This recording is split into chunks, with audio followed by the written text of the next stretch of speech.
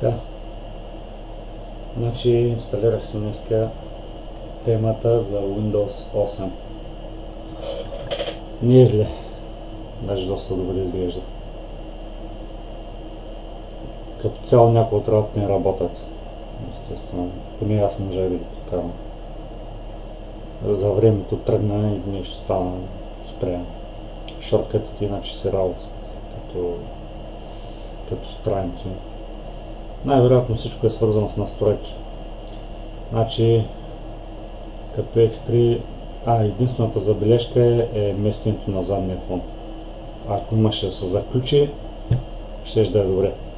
Просто като не внимаваш го местиш.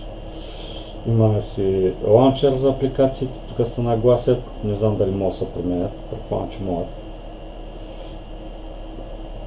Систем мониторинг, Фейсбука също нещо не можах да го подкарам, искам и Facebook Feed за новините, първо не го знам къде. Имейлите работиха до преди малко, сега спряха и те да работят. Интересна работа. Предполагам, че има някакви бъкчета.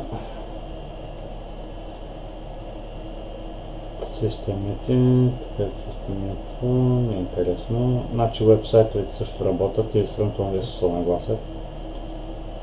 Примерно това аз не го ползвам. И ще го премахна, значи Reddit.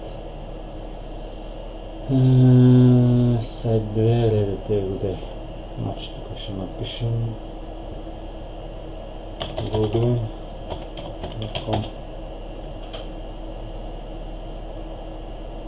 Тук е за промяна на иконата,